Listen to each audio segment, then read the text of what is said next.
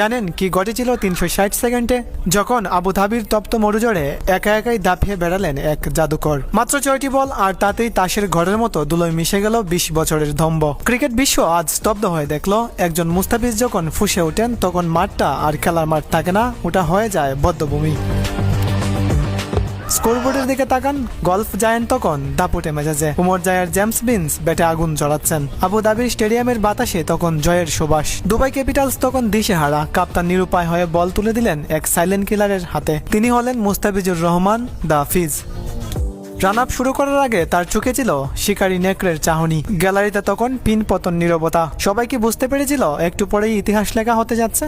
13.2 over James বিন্সকে লুফে ফেলে ব্যাটের কানায় লাগিয়ে ক্যাচ দিতে বাধ্য করলেন ফিজ। প্রথম আঘাত, কিন্তু খেলা তো সবে শুরু।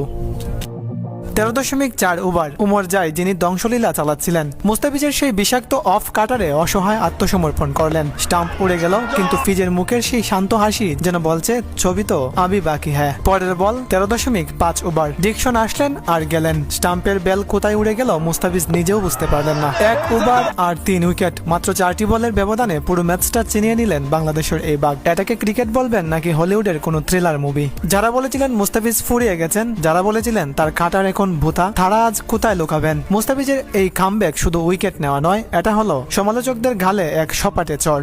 ড্রেসিং রুমে তখন জায়ান্টসদের হাহাকার, আর মাঠের মাঝখানে একাই রাজত্ব করছেন এক কাটার মাস্টার। আজ রাতে আবুধাবির আকাশটা শুধুই লাল সবুজের জাদুকরের। ফিজ যখন চন্দে থাকেন তখন দুনিয়ার কোনো ব্যাটারি নিরাপদ নন। আজ যা দেখলেন সেটা কেবল ট্রেলার। 2024-এর IPL কি তবে কাঁপাতে আসছেন এই নতুন মুস্তাফিজ? আপনার কি মনে হয় ফিজ কি এবার পার্পল ক্যাপের মালিক হতে পারবেন? কমেন্টে আপনার উন্মাদনা লিখুন। সেই সাথে এমন হট নিউজ পেতে আমাদের চ্যানেলটি সাবস্ক্রাইব করে রাখুন আর ফেসবুক পেজটি ফলো দিয়ে রাখুন।